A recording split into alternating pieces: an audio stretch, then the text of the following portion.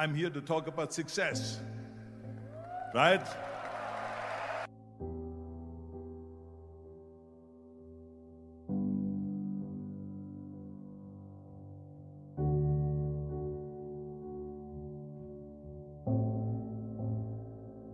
The first rule of success is to have a vision.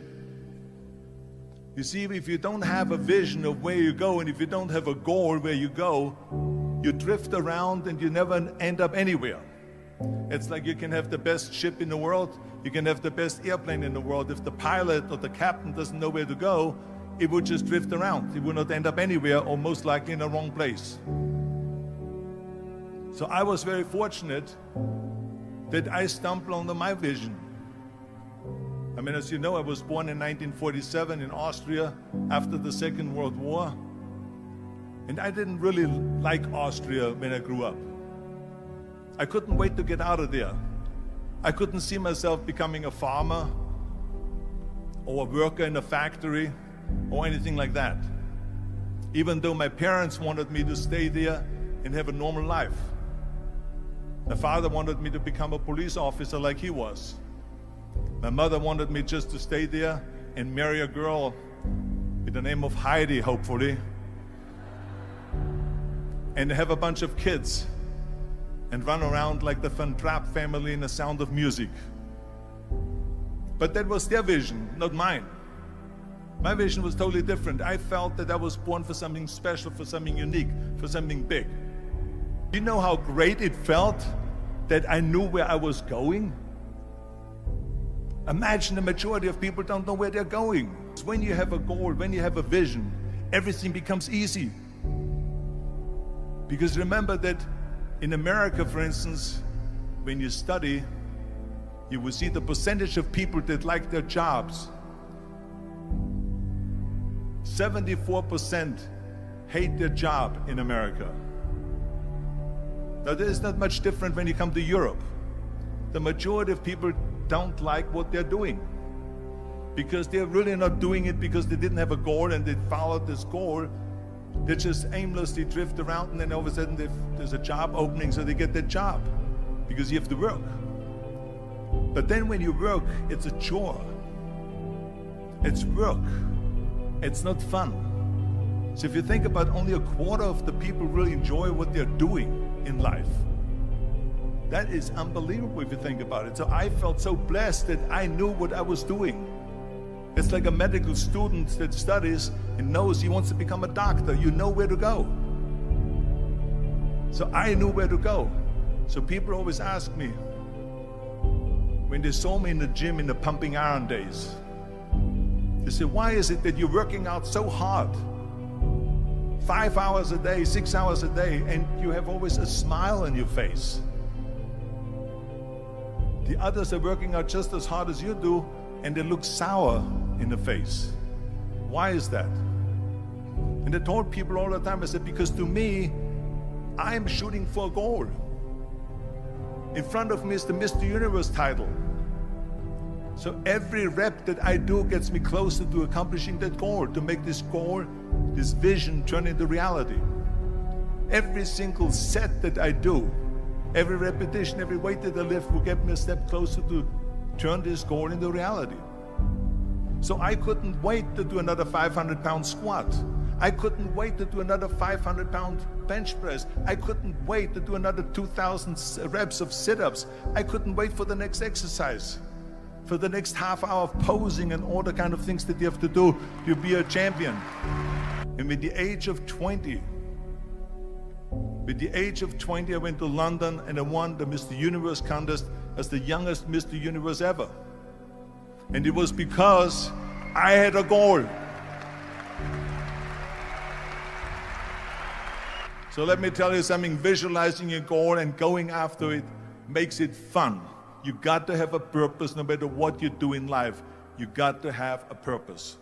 So that's rule number one, have a vision. Rule number two is, don't listen to the naysayers. Don't listen to the naysayers.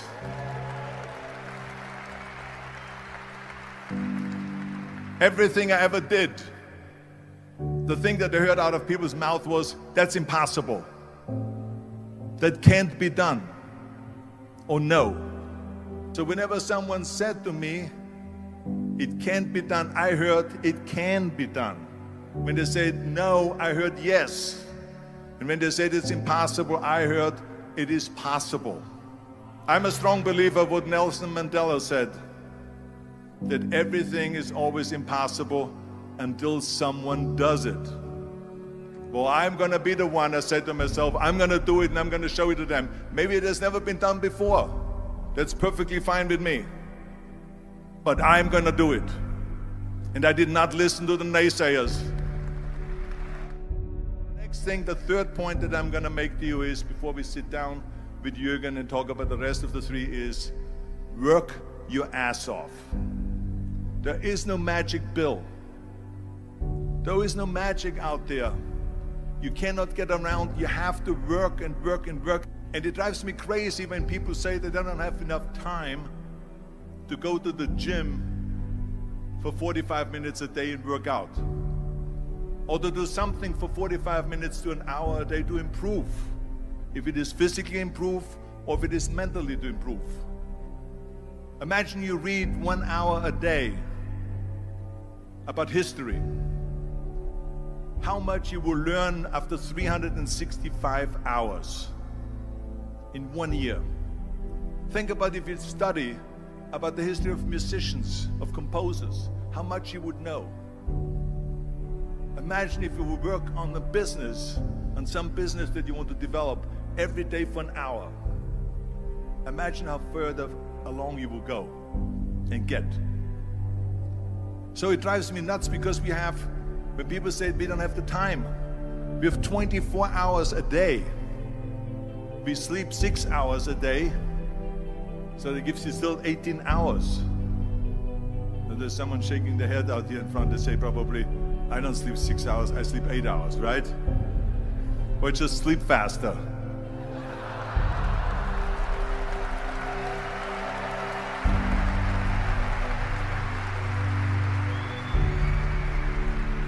So we have 18 hours a day. The average person works around 8 to 10 hours. So let's assume it's 10 hours, so we have 8 hours left. Then you travel around an hour a day, maybe 2 hours a day.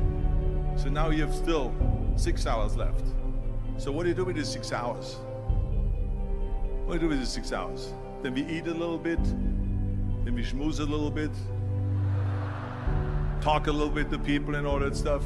But you can see how much time there is available if you organize your day. So you got to work hard. I mean, let me tell you something. When I went to America, I went to college. I went and worked out 5 hours a day. And I was working on construction. Because in those days in bodybuilding, there was no money. I didn't have the money for food supplements or anything. So I had to go to work. So I worked on construction. I went to college. I worked out in the gym, and at night, from 8 o'clock at night to 12 midnight, I went to acting class 4 times a week. So I did all of that. There was not one single minute that I wasted. I became very friendly with Muhammad Ali in the 70s. And Muhammad Ali worked his butt off. And I saw it firsthand.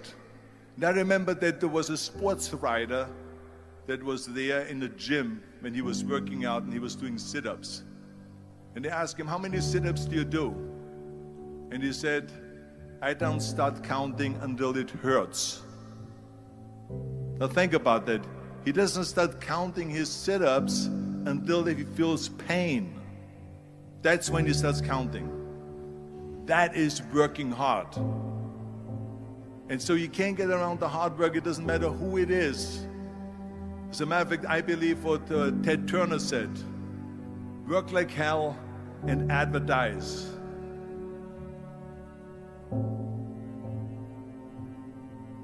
You get it? Work like hell, go to bed, and early to rise, work like hell and advertise. So you work your ass off, and then you let the world know about your work. That's what it is all about. Let people know. If you have a company, if you have a movie, if you do a sports, work your ass off, but then advertise and let everyone know. I hate plan B. And I tell you why. Because we have so many doubters, as I've said earlier, the no-sayers. We have so many of those people that say no and you can't do it, it's impossible. That is okay because we just turn off, as I said earlier, and we listen and we hear the no being a yes. You can't do it, you can do it, and all of that. So that is possible to do that amongst all the negative people around you. But when you start doubting yourself, that's very dangerous.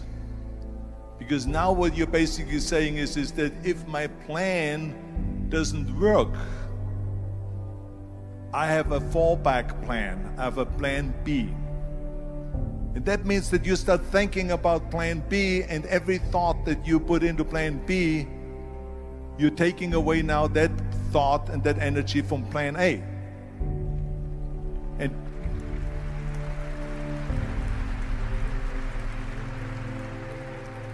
And it's very important to understand that we function better if there is no safety net, because plan B becomes a safety net. It says that if I fail, then I fall and I get picked up and I have something else there that will protect me. And that's not good, because people perform better when there's no safety net.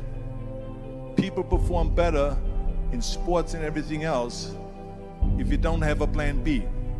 To me, it is very dangerous to have a plan B, because you're cutting yourself off from the chance of really succeeding. And the reason, one of the main reasons why people want to have a plan B is because they are worried about failing. What is if I fail, then I don't have anything else? Well, let me tell you something, don't be afraid of failing, because there's nothing wrong with failing. You have to fail in order to climb that ladder. There's no one that doesn't fail. We all fail. It's okay.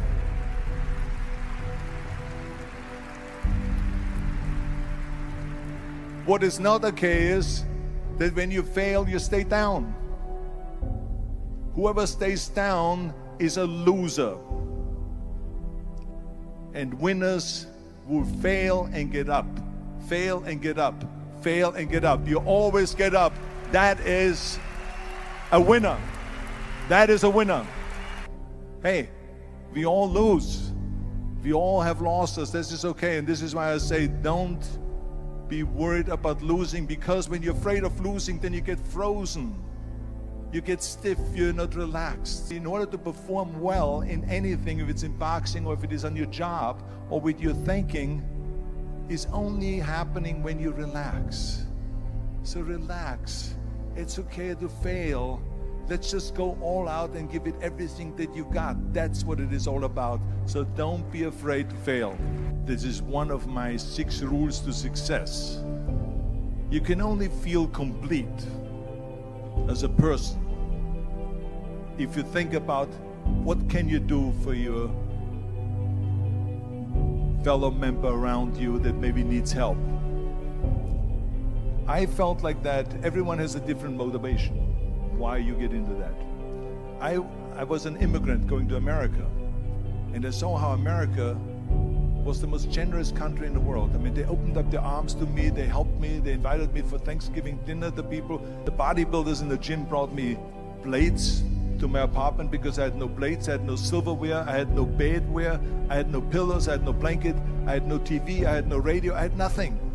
They brought it to my apartment. They helped me. And I saw that firsthand, this generosity in America. And I said to myself, as an immigrant that is being embraced with open arms, that I need to go and make sure that I give something back.